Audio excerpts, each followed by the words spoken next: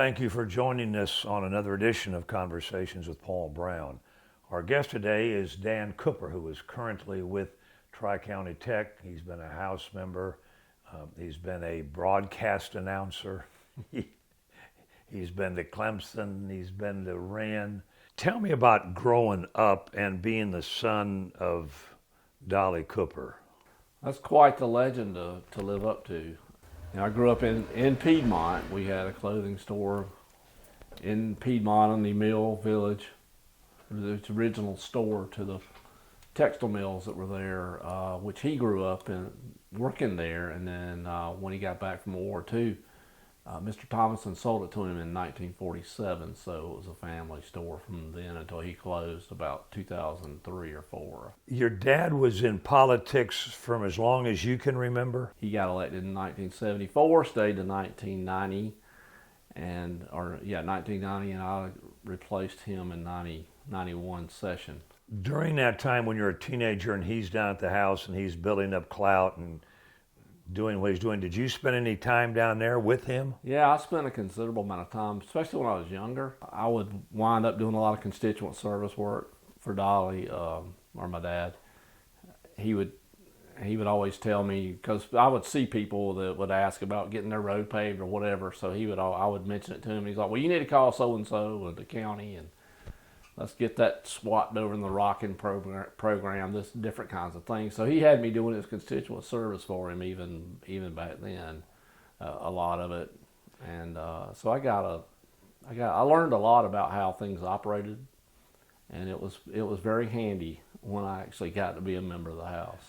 At some point in your mind, either in conversations with him, was it ever discussed that when he decided not to run for that seat that you would? No, not until later on when I was around 28, and he decided it was time to get out. He wanted me to run. He had Carol Campbell calling me trying to get me to run as a Republican. I had the Democrats calling me from Anderson County trying to get me to run because everybody knew he was going to retire. So I was getting a lot of pressure from both sides. Matter of fact, the Democrats told me that they might get Danny Ford to run as a Democrat if I didn't run as a Democrat. So trying to coerce you into joining. I actually almost hung up on the governor one night when he called late one night because my dad told me he was going to have Carol Campbell call me. And I'm like, yeah, sure, like he's got time to call me, And he did. He actually called me about 10 o'clock. He worked on me and talked me into running. As a Republican? Along with Rufus Keys. I don't know if you remember. Yeah, I remember him from Belton. A few other people. So because back then, for those that may not be acquainted with the political history of Anderson County, there was a time when you couldn't run for political office unless you were a Democrat. That's right. I got told repeatedly, you'll never get elected as a Republican in Anderson County. It's just not going to happen. Right. And, Gene Taylor had done it as sheriff 2 years before, and everybody thought that was a fluke. But I heard that all the time. You're crazy to run as a Republican. You're not going to get elected as a Republican.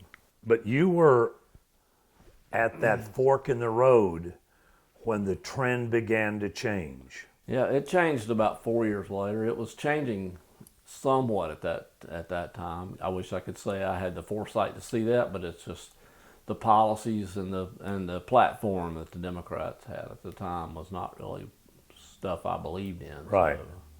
So, on the national level. Now, at the state level, back then especially, you really couldn't tell a lot of difference between who was a Democrat and who was Republican, because our Democrats, and they still are to a large extent, are a lot more conservative than other parts of the country.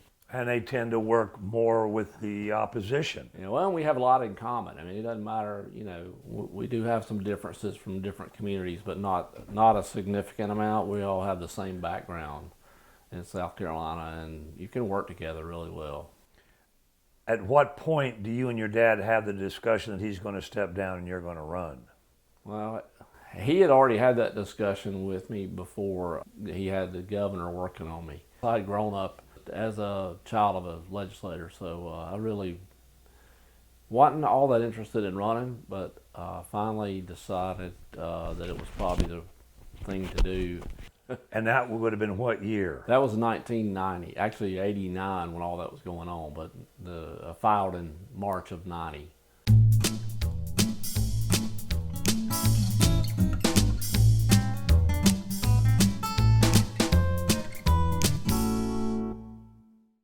The first day I walked on the House floor with all the other freshmen, I hadn't bothered to tell any of them, that I was the son of a legislator, and my dad, I just replaced my dad. So when we walked in the chamber, I'm speaking to all the guys that had been there, like Marion Carnell and all those fellows that had been there for a long time that I'd known since I was a little kid, who watched me grow up. It definitely helped me.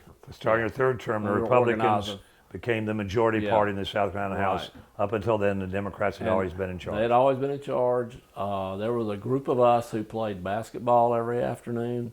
And it was a mixture of of Republicans and Democrats and lobbyists. And that group included Beasley and included David Wilkins, who was, at the time chairman of the Judiciary, and we made him a speaker. So I had a good friendship and relationships with David and Howell Clyburn and Terry Haskins and the people, and because we were a minority party, we had to stick together. So that helped me a lot, being there at the beginning when the Republicans took over the House. The only committee I ever was elected to was chairman of Ways and Means. How does that process work that you eventually became chairman of one of the most powerful committees in Columbia? Well, so I served on the Criminal Justice Subcommittee for a couple of years, and my friend Mark Kelly from Myrtle Beach was a subcommittee chairman. Mark got me moved over onto his subcommittee off of criminal justice, and we handled the bulk of things in the state budget. So we had all the statewide issues like health insurance and the pension system, and just anything that didn't fit into a certain category in state government. So we had a lot of stuff. Yeah, and we really did a lot of work. Well, that chairmanship is the chief budget writer for the beginning of the budget. And one of the things about writing a budget, not to get too far in the weeds, when it gets in the budget in the beginning, it's harder to get it out than it is to get something you got to typically cut something to get something in at a later date. But we crafted the original budget in committee. So as the chief budget writer, I got to write things in there the way I wanted them in there. Right. Typically, I had to have a lot of help from the committee, because they had to vote for it in the end. But the bottom line is that's probably one of the most powerful chairmanships in Columbia, without question. And it also came with a seat on the Budget Control Board back then, which is now the State Fiscal Affairs Authority. So it's a very powerful position.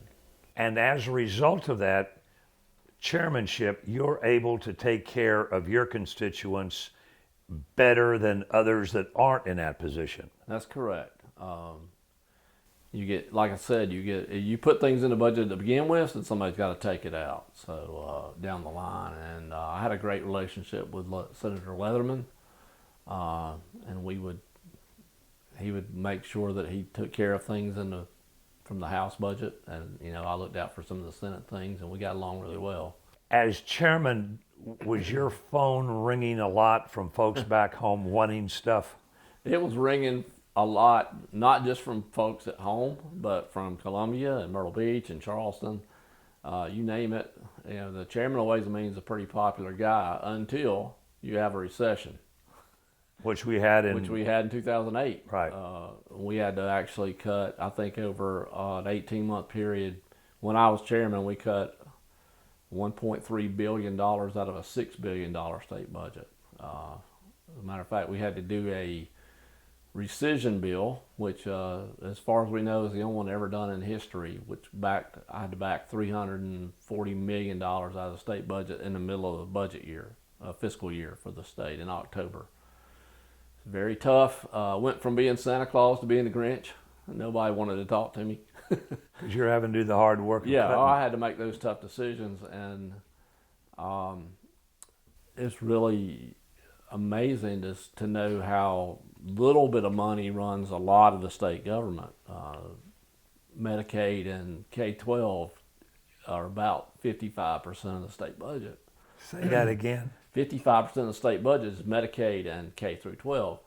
And then when you add it in colleges, higher ed, and the prison system, you're at 75%.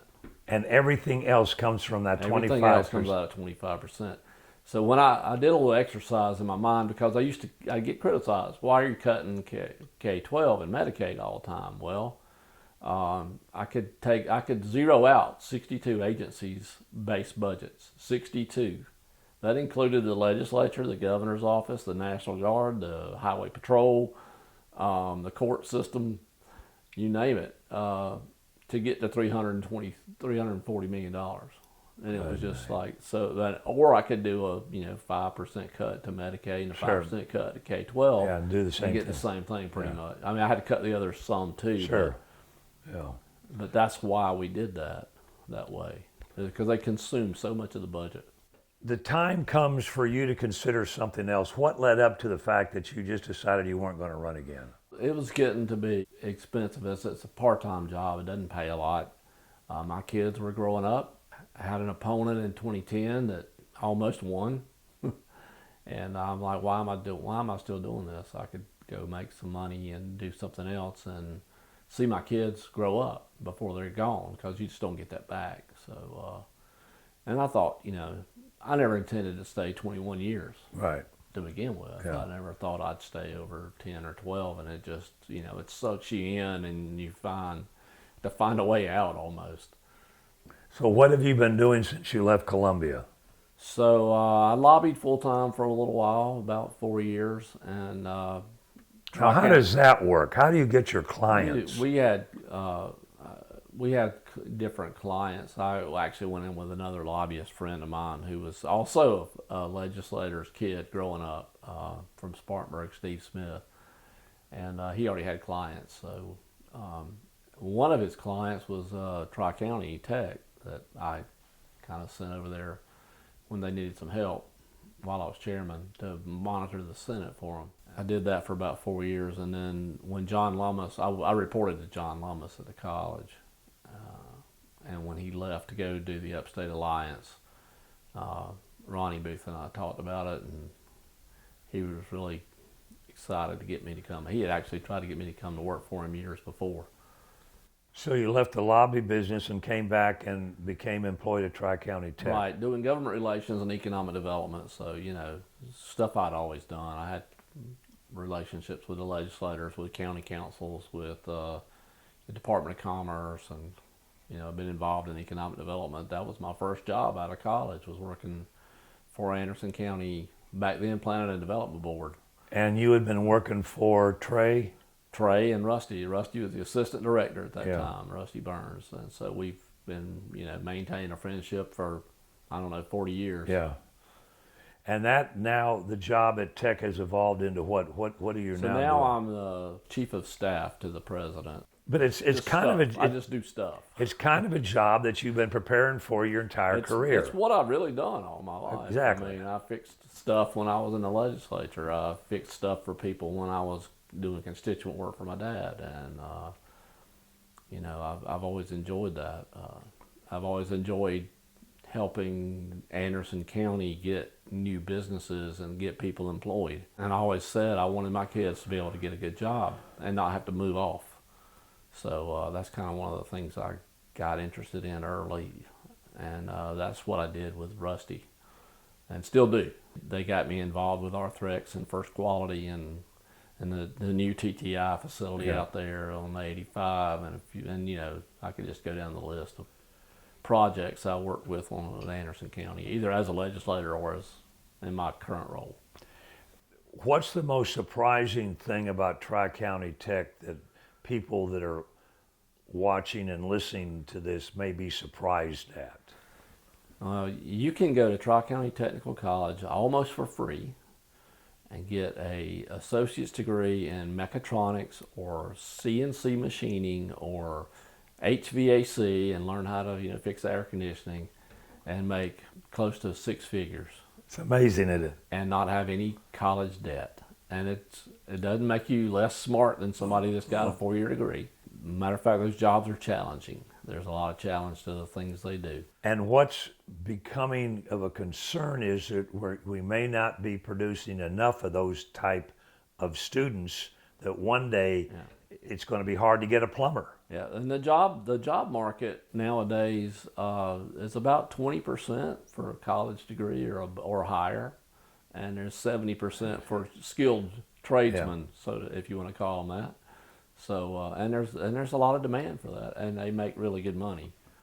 So right now, Dan Cooper at Tri-County Tech is having fun. Oh yeah, it's like a vacation compared to being chairman of Ways and Means every day. Don't tell Galen Day I said that. So. That's your president. And is this it for you? I mean, you're no spring chicken anymore. Yeah. Unless something comes along just really fabulous, you can probably stay where you are for a while. I enjoy it because I enjoy what we do. The mission of Tri-County Tech, and it's almost like a mission field, is we try to find people who are in a tough place in life and get them to a better place. Well, through education, so they can make their own way. They can make a better job. They can take care of their families. A lot of personal satisfaction in what you're now doing. I enjoy that a lot. I've always enjoyed helping people get to a better place or get a problem solved. Our guest has been former House member and now Chief of Staff at Tri-County Tech, Dan Cooper. We want to thank him for taking time to share his story with us and invite you to be back with us next week, same time, for our next edition of Conversations with Paul Brown. Until then, take care, everybody.